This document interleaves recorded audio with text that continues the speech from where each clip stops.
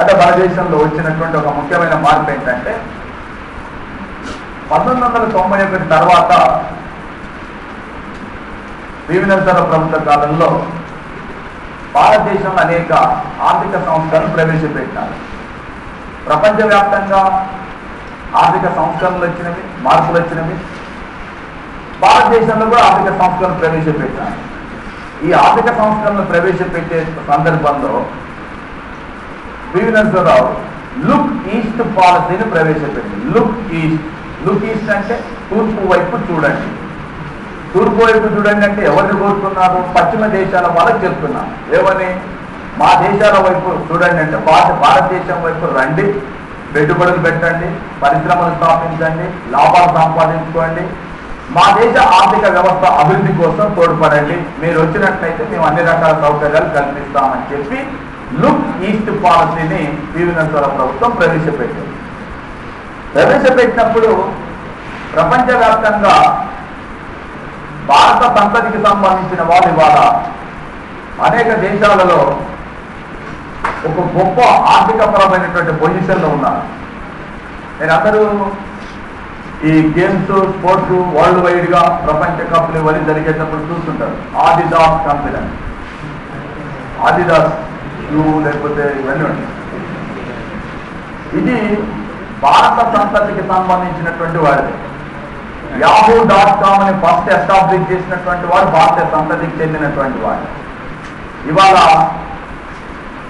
ప్రపంచవ్యాప్తంగా ఆల్మోస్ట్ ఈ ఐరన్, ఇనుముకు వ్యాపారంలో బాగా పేరు ప్రఖ్యాతలు పొందినటువంటి లక్ష్మీ నివాస్ మిత్తల్ కానీ, లార్డ్ స్వరాజ్ పాల్ లాంటి వాళ్ళు కూడా భారత సంతతికి సంబంధించిన వాళ్ళు. ఇలా అనేక మంది భారతదేశం నుంచి వెళ్ళిపోయి ఇప్పుడు బాబీ జిందాల్ లాంటి వాడు భారత సంతతికి సంబంధించినటువంటి వారు. ఇలాంటి వాళ్ళు చాలా మంది ఉన్నారు. జర్మనీలో కానీ, అమెరికాలో కానీ, లండన్లో కానీ అనేక దేశాల్లో ఉన్నారు. 40 దేశాలలో భారత సంతతికి సంబంధించినటువంటి వాళ్ళు ఉన్నతమైన పొజిషన్లో ఉన్నారు. సింగపూర్ అధ్యక్షుడిగా పనిచేసినటువంటి నాదన్ కావచ్చు, మారిషస్ అధ్యక్షుడిగా పనిచేసినటువంటి అనిరుద్ జగన్నాథ్ కావచ్చు, ఇటీవల కాలం వరకు ఫిజీ దేశ అధ్యక్షుడిగా పనిచేసినటువంటి మహేందర్ చౌదరి కావచ్చు, అదేవిధంగా మరి దక్షిణాఫ్రికా స్వాతంత్రం వచ్చిన తర్వాత నెల్సన్ మండేలా మొదటిసారిగా ప్రభుత్వాన్ని ఏర్పాటు చేసినప్పుడు కేంద్ర మంత్రి మండలిలో 8 మంది భారత సంతతికి సంబంధించిన వాళ్ళు మంత్రులుగా పనిచేస్తున్నారు. ఇలా భారత సంతతికి సంబంధించిన వాళ్ళు అనేక దేశాల్లో ఉన్నారు. ఇక్కడ మన వాళ్ళు చేసిన ఆలోచన ఏంటంటే ప్రవాస భారతీయులు ఈ దేశాన్ని వదిలిపోయినారు, ఆస్తులు వదులుకొని, అంటే ఆస్తులు మొత్తం ఇక్కడికి అమ్ముకొని వెళ్ళిపోయినారు, పౌరత్వాన్ని వదులుకున్నారు, ఇక్కడ ఏమి లేవు, అయినా కూడా ఇక్కడి నుంచి వెళ్ళిపోయినారు, ప్రవాసం వెళ్ళిపోయినారు, అక్కడే ఉన్నారు. అయితే మన వాళ్ళ ఆలోచన ఏంటంటే విదేశస్తులని ఈ దేశంలో పెట్టుబడులు పెట్టడానికి ఆహ్వానిస్తాం. వస్తారు, పెట్టుబడులు పెడతారు, పరిశ్రమలు స్థాపిస్తారు, లాభాలు సంపాదించుకొని వాళ్ళ దేశం వెళ్ళిపోతారు. కానీ అదే ప్రవాస భారతీయులకు అవకాశం కల్పిస్తే వాళ్ళలో ఏదో ఒక మూలన చిన్న సెంటిమెంట్ ఏముంటుంది, నా మూలాలు ఇక్కడే ఉన్నాయి, నా దేశం ఇదే, నా గడ్డ, అంటే అలాంటి ఆలోచన వస్తే ఈ పెట్టుబడులు పెట్టినటువంటి వాడు లాభాలు సంపాదించిన తర్వాత ఆ లాభాలను కూడా మనం ఇక్కడే ఇన్వెస్ట్ చేయడానికి అవకాశం ఉంటుంది. ఒకవేళ నిజంగా మనం అన్ని సౌకర్యాలను కల్పిస్తే ఈ దేశంలో స్థిరపడడానికి కూడా అవకాశం ఉంటుందని చెప్పి ఎల్ఎన్ సింఘీ కమిటీ చేసిన సూచనను అనుసరించి భారతదేశంలో సొంత పౌరసత్వానికి అవకాశం కల్పించడం జరిగింది. ఎవరికి సొంత పౌరసత్వం కల్పించినామంటే ప్రవాస భారతీయులకు ఈ సొంత పౌరసత్వాన్ని కల్పించడం జరిగింది.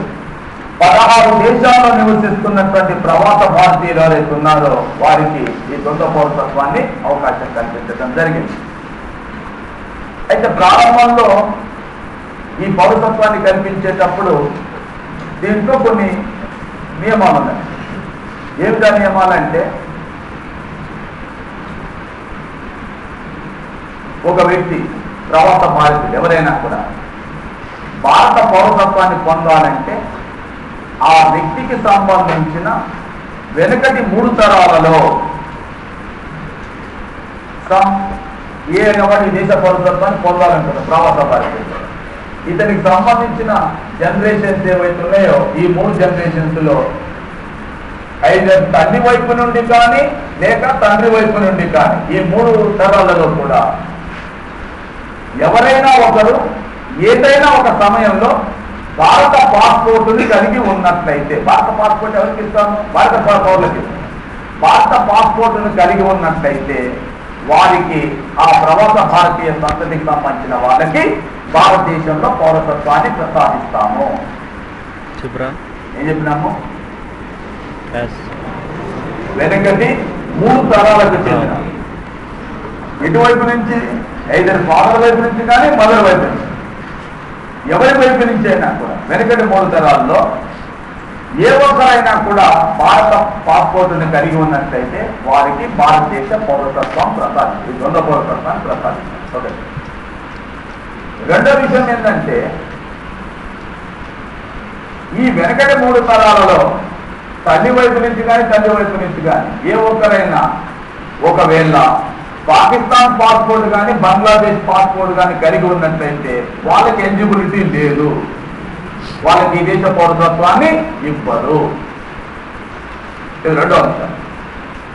ఇక మూడో అంశం ఏంటంటే ఇక్కడ ప్రారంభంలో మనం PIO కార్డ్స్ని ఇష్యూ చేస్తున్నారు. Person of Indian origin, person of Indian origin ఈ కార్డ్స్ ఇష్యూ చేస్తున్నారు.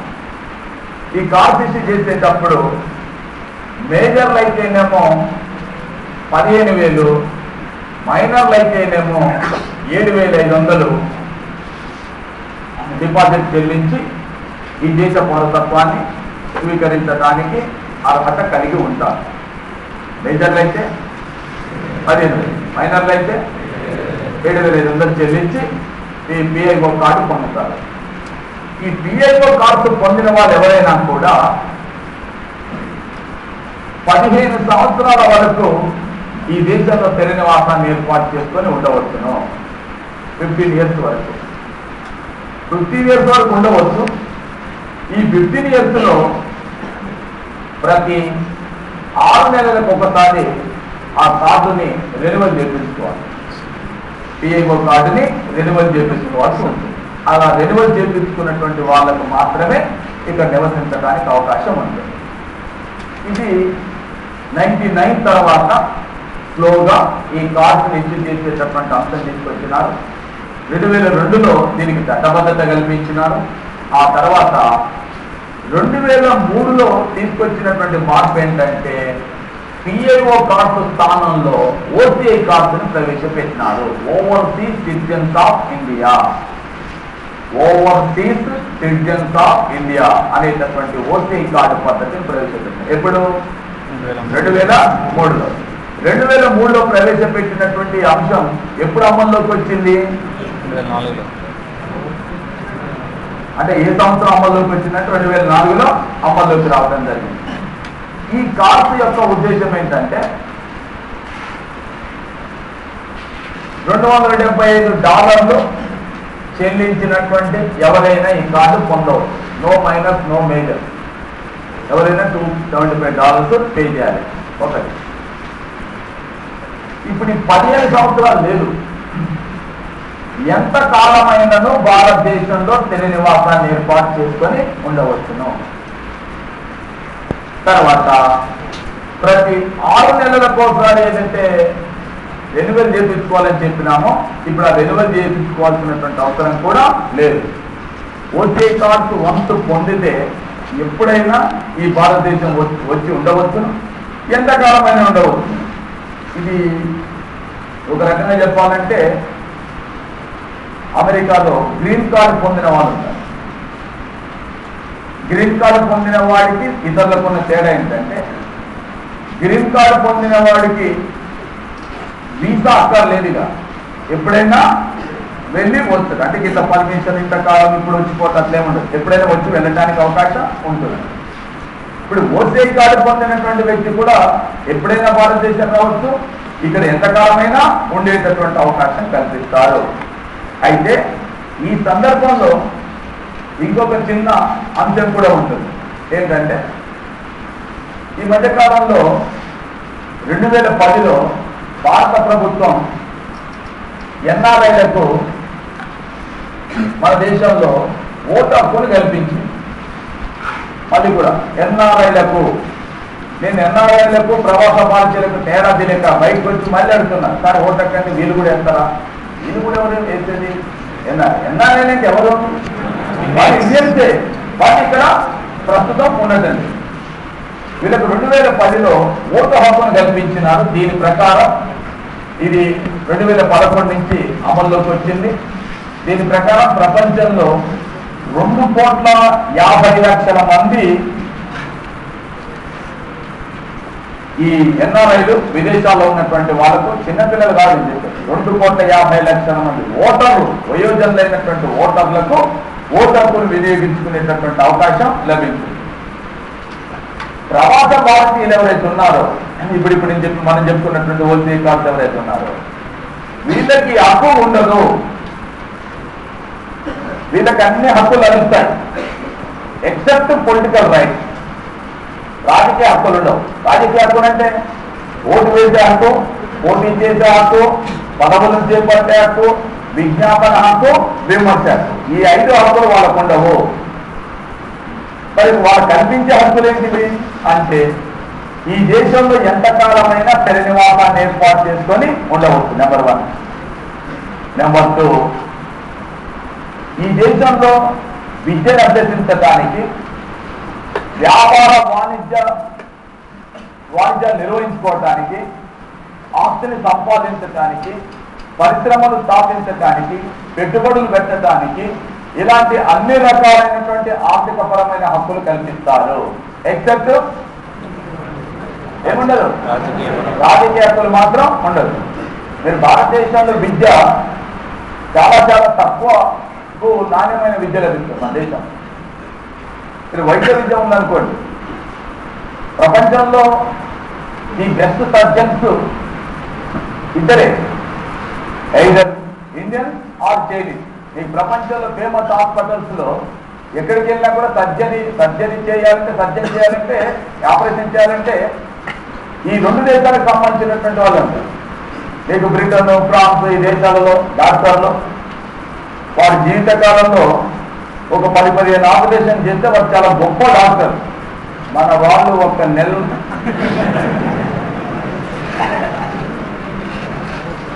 అంటే విషయం ఏంటంటే ఇక్కడ ఎక్కువ ఆ ఎక్స్పీరియన్స్ ఉంటుంది కాబట్టి ది బెస్ట్ సర్జన్స్గా ఉంటారు.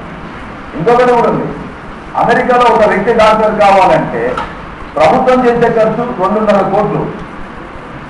భారతదేశంలో ఒక వ్యక్తి డాక్టర్ని చేయాలంటే ప్రభుత్వం చేసే ఖర్చు 25 to 30 lakhs ఖర్చు చేస్తుంది.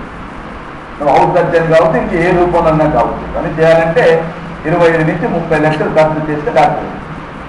అదే అమెరికాలో 2.5 నుంచి 3 కోట్లు ఖర్చు అవుతుంది. కాబట్టి ఇక్కడ విద్యను అభ్యసించడానికి విదేశస్తులకు సంబంధించినటువంటి వాళ్ళు MBA కావచ్చు, ఇతర సంస్థల్లో కూడా విద్యను అభ్యసించడానికి ఇంట్రెస్ట్ చూపించడానికి కారణం ఏంటంటే నాణ్యమైన విద్య ఉంటుంది, ప్లస్ తక్కువ ధరకు ఎడ్యుకేషన్ లభిస్తుంది. కాబట్టి అలా విద్యను అభ్యసించిన, పెట్టుబడులు పెట్టిన, పరిశ్రమను స్థాపించిన, వ్యాపార వాణిజ్యాలు నిర్వహించిన, ఏది చేసినా కూడా చేసుకునేటటువంటి అవకాశం ఉంటుంది. ఎంతకాలమైన శ్రీనివాసాన్ని ఏర్పాటు చేసుకోవచ్చును, కానీ వీళ్ళకి మాత్రం ఎలాంటి రాజకీయ హక్కులు కల్పించేటువంటి అవకాశం లేదు. అదేవిధంగా మరి ఈ ప్రవాస భారతీయులు ఎవరైతే ఉన్నారో ఈ పౌరత్వం ఆల్మోస్ట్ 16 దేశాల్లో నివసిస్తున్నటువంటి భారతీయులకు కల్పించినారు.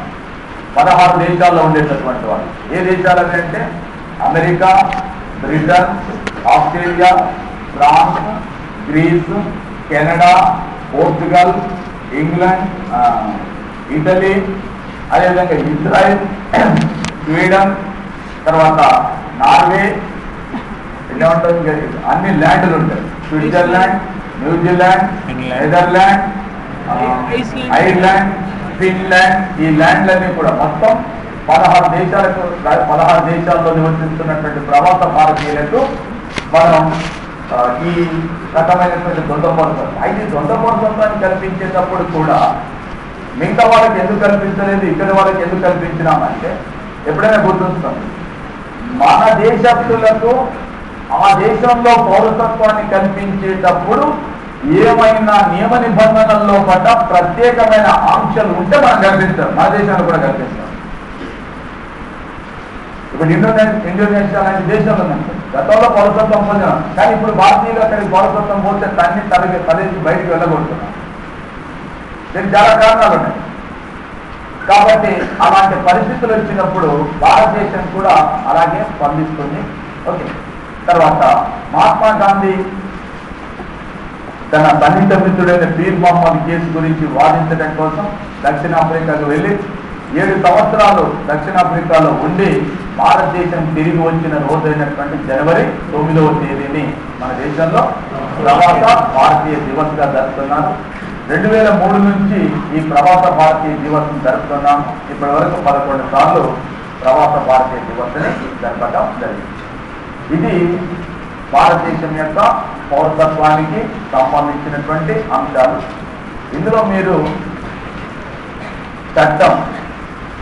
చట్టాలకు సంబంధించినటువంటి అంశాలు, ఎవరు చట్టం చేస్తారు, రెండో భాగంలో ఉన్నటువంటి అధికరణలు, పౌరత్వ భావన ఏ దేశానికి తీసుకున్నాం, ఎన్ని రకాల పౌరసత్వాన్ని కల్పిస్తున్నాం, ఈ దేశంలో సొంత పౌరసత్వాన్ని కల్పించేటటువంటి రాష్ట్రాలు ఏమున్నవి, ఒకవేళ సొంత పౌరసత్వాన్ని అంటే కల్పించినప్పుడు భారతదేశం ఎవరికి సొంత పౌరసత్వాన్ని కల్పించినాం, ఎన్ని దేశాల వాళ్ళకి కల్పించినాం, అదేవిధంగా సొంత పౌరసత్వం పొందినటువంటి వాళ్లకు భారతదేశంలో కల్పించని హక్కులేమిటి, కల్పించబడే హక్కులేమిటి, ఇలాంటి అంశాలతో పాటు ప్రవాస భారతీయ దివస్ మొట్టమొదటిసారిగా జరిపింది ఢిల్లీలో 2003లో చేస్తున్నారు. ఇక ఆ తర్వాత కాలం నుంచి వరుసగా దేశంలోని వివిధ ప్రాంతాల్లో హైదరాబాద్తో సహా 11 సార్లు ఇప్పటి వరకు ప్రవాస భారతీయ దివస్ని జరపడం జరిగింది. ఈ క్రమంలో విదేశాలకు సంబంధించినటువంటి వారిని భారతదేశానికి ఆహ్వానించడం కానీ ఇవన్నీ కార్యక్రమం నిర్వహించడం జరిగింది. ఇది మన పౌరత్వానికి సంబంధించిన మొదటి భాగం. రెండవ భాగం. ఇక మూడవ భాగం దేనికి సంబంధించింది, ప్రాథమిక హక్కులకు సంబంధించి. ఇది మనం చదివేటటువంటి టాపిక్స్ లో అత్యంత మోస్ట్ ఇంపార్టెంట్ అయినటువంటి టాపిక్ ఏంటయ్యా అంటే ప్రాథమిక హక్కులు. ఎందుకని ప్రాథమిక హక్కులు మోస్ట్ ఇంపార్టెంట్ అని అంటున్నామంటే, వాస్తవానికి ఎప్పుడైనా ఏదైనా జనరల్ స్టడీస్ లో క్వాలిటీ పైన సివిల్ సర్వీస్ సహా ఏ ఎగ్జామ్లోనైనా ఒక 10 నుంచి 15 లోగా ప్రశ్నలు వస్తుంటాయి. జనరల్గా 150 మార్కుల పేపర్ ఉంటే 10 నుంచి 15 మార్కుల మధ్య వస్తుంది. 2 ఎక్కువ రావచ్చు, 2 తక్కువ రావచ్చు. అలాంటి టైంలో కూడా ప్రాథమిక హక్కులపై ఒక ప్రశ్న వస్తుంది. అలాంటి టైంలో కూడా అయితే ఇప్పుడు మనది 75 మార్క్స్ పేపర్ అంటే కనీసం మీకు ఆ రేంజ్లో తీస్తే 5 మార్కులు రావాలి. కానీ ఒకసారి 7 క్వశ్చన్స్ వచ్చినాయి, ఒకసారి 9 క్వశ్చన్స్ వచ్చినాయి, లాస్ట్ టైం 13 క్వశ్చన్స్ వచ్చినాయి ఒక్క ప్రాథమిక హక్కులపై. 5 రిట్లే అడిగినాడు, రిట్ల పైన 5 ప్రశ్నలు వచ్చినవి, ఒక్క 20 అధికరణ పైన 3 ప్రశ్నలు వచ్చినవి. అందువలన ప్రాథమిక హక్కులు అనేది 7, 9, 13 అంటే ఏ రకంగా చూసినా మినిమం 50 చూసినా కూడా 7 క్వశ్చన్స్ వస్తాయి. కాబట్టి ఇది మోస్ట్ ఇంపార్టెంట్ అయినటువంటి టాపిక్.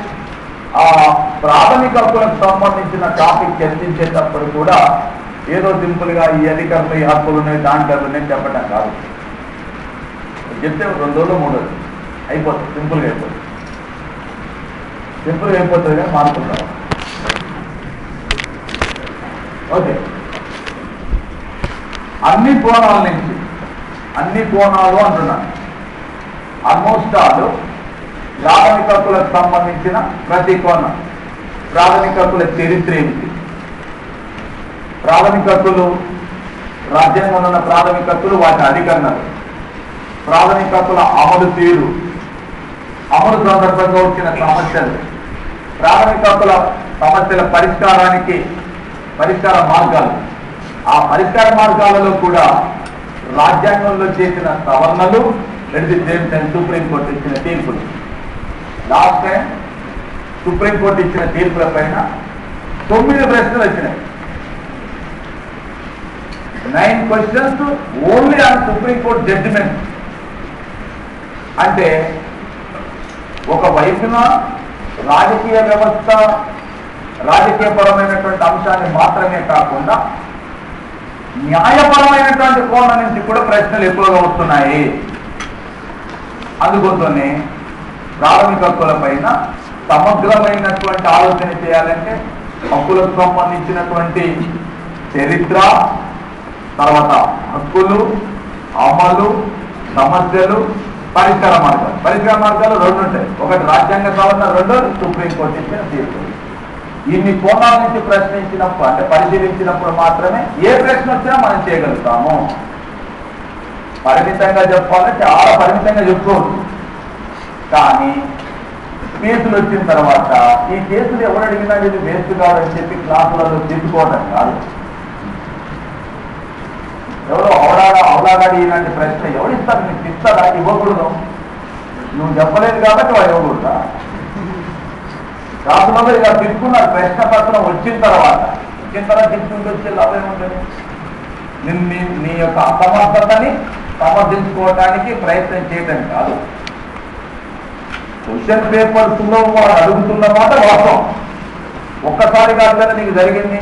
2008 నుంచి 2012 వరకు 4 సంవత్సరాలు 3 పేపర్లు వచ్చినాయి. 3 పేపర్లు వచ్చిన తర్వాత సుప్రీంకోర్టు కేసులపైన డైరెక్ట్ క్వశ్చన్స్ ఇస్తుంటే నువ్వు చెప్తున్నటువంటి క్లాసులో, నువ్వు చెప్పిన నోట్స్లో ఒక్క క్వశ్చన్ కూడా లేనటువంటి సందర్భాలు. అయినా కూడా మనం ఆహా ఓహోలు చెప్తున్నాం చాలా గొప్ప అని. అది కాదు. ఒకటి ఏంటంటే మనం క్లాసులో చర్చించేటటువంటి అంశాలు, చెప్పుకునేటటువంటి అంశాలు వీళ్ళు ఊహాహాల కోసం దానిగా వచ్చాయి. ఎగ్జామినేషన్లో సక్సెస్ అయినామా లేదా అది ఇంపార్టెంట్. మన లక్ష్యం అది. ఇక్కడ ఏకపాత్ర అభినయం చూడటానికి కాదుగా మీరు వచ్చింది. ఎవరెవరు ఎలా ఏకపాత్ర అభినయం చేస్తున్నారని చూస్తే కాదు మీరు వచ్చింది. ఎగ్జామినేషన్ అందుకోసమే అప్పుడప్పుడు కొంతమందికి ఈ కేసులు ఇవన్నీ రాపించి చెప్తుంటే అబ్బా ఏంటి ఇవన్నీ పలానా కడ చాలా సింపుల్గా చెప్తున్నారు. సింపుల్గా చెప్పేదాన్ని తెలుసుకోవాలి. మనము ఇన్ని చెప్పినా నీకేముండకపోవచ్చు. నాకు చాలా భయం అవుతుంది. ఒక క్వశ్చన్ ఇప్పుడు ఈ టాపిక్ చెప్పిన లాస్ట్ టైం ఒక క్వశ్చన్ వచ్చింది. ఆడి ఆల్ట్రమ్ ప్యాటర్న్ అనగా ఆడి ఆల్ట్రమ్ ప్యాటర్న్ ఈ పదం, ఆ పదానికి నాకు ఆన్సర్ తెలియదు.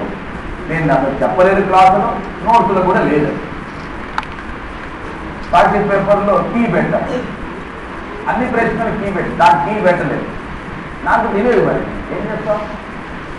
ఫోన్ చేసిన నాకు బాగా సన్నిహిత మిత్రుడు 10-15 సంవత్సరాలు హైకోర్టులో పనిచేసినటువంటి అతనికి ఫోన్ చేసిన ఆయన ఏమన్నాడు?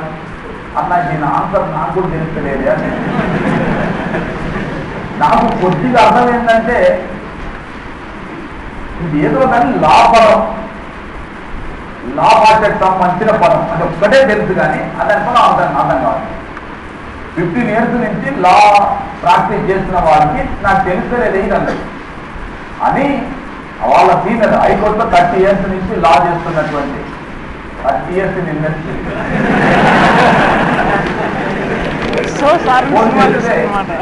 ఆయన చెప్పినప్పుడు ఆల్ట్రమ్ ప్యాటర్న్ అంటే చెప్పేది వినటం.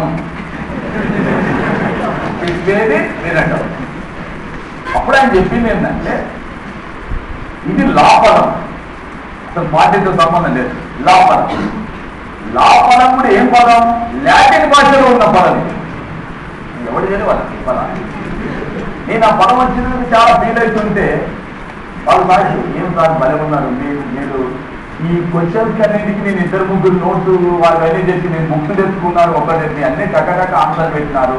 ఒక్క క్వశ్చన్కి ఆన్సర్ జరిపి ఇంత బాధపడుతున్నారంటే చూడండి ఏమనుకుంటారు. నా భయం నాకుంటుంది. నేను మాత్రం చదవలేదు. అన్ని చెప్పినా కూడా ఏమో 1-2 రాకపోతే చాలా ఫీల్ అయ్యేటటువంటి పరిస్థితి అనమాట. అంటే మీరు అనేక అంటే విశ్వాసం, నమ్మకంతో న్యాయం జరుగుతుంది అనే దాంట్లో ఇక్కడికి వస్తాం. వచ్చినప్పుడు మా శక్తి వంచన లేకుండా చేయాల్సిందని న్యాయం చేసే ప్రయత్నం చేయాలి. ఇప్పుడు వాడు క్వశ్చన్ ఇచ్చిన 2008లో, ఈ రోజు కూడా ఎవరికి ఆన్సర్ తెలియదు ఆ క్వశ్చన్. ఎవరికి కూడా లలితా ఓలనపై ఈ కింది ప్రదేశంలో అత్యాచారం జరిగినట్టుగా భావింపబడింది. వాడు ఏమి ఇచ్చింది? చికాగో, లండన్, న్యూయార్క్, ఏదో ఇటలీ దేశానికి సంబంధించిన ఈ పదాలు ఇచ్చింది. అసలు ఈ లలితా ఓలన ఎవరో ఎవరికి తెలియదు, ఈమె పైన అత్యాచారం జరిగిన విషయము తెలియదు. వాళ్ళు తీసుకొచ్చి ప్రశ్న ఎక్కడ ఇవ్వాలి? ఒకళ్ళు ఇలాంటి ప్రశ్న ఇస్తే జనరల్ స్టడీస్ లో ఇచ్చిన, కరెంట్ అఫైర్స్ లో ఇస్తే సరే, దానికి తెలియకపోతే క్వశ్చన్ అంట. ఇండియన్ పాలిటీకి లలితా ఓలనపై అత్యాచారం జరగడానికి సంబంధం అనుకుంటా వాడు ప్రశ్నిస్తున్నారు. ఈ రోజు కూడా ఎవరికి ప్యాటర్న్ లెక్క తెలియదు అది అసలు ఎవరు ఎందుకని అలాంటి ప్రశ్నలు ఇచ్చినారు. ఎవరు చేయగలిగింది ఏం లేదు. కానీ సబ్జెక్టుకి సంబంధించినటువంటి అంశాన్ని కానీ, దాని అప్లికేషన్ సంబంధించిన అంశాన్ని కానీ, అమలు పరిచేటప్పుడు వచ్చిన సమస్యల గురించి కానీ, దానిపైన రాజ్యాంగ సభలు చేసిన అంశం కానీ, లేక సుప్రీంకోర్టు ఇచ్చిన తీర్పులకు సంబంధించిన అవి మన చేతులు లేవు. మనం కాస్త కాన్సన్ట్రేషన్ చేస్తే నేను చెప్పొచ్చు, మీరు చదవచ్చు కూడా. వాటిని మనం నెగ్లెక్ట్ చేస్తే అది మన సమస్య. ఇప్పుడు రిమోట్ గా తీసుకొచ్చి పోవాలంటే ఎవరు నువ్వు చేయలేదు, ఎవరు చేయలేదు, అది వేరే విషయం. కానీ మన చేతుల్లో ఉండేటటువంటి దాన్ని మాత్రం దేన్ని కూడా వదలకూడదు. ఏ అవకాశాన్ని కూడా మనం వదలకూడదు. వదలతామంటే మన చేతగాని పని. ఓకే.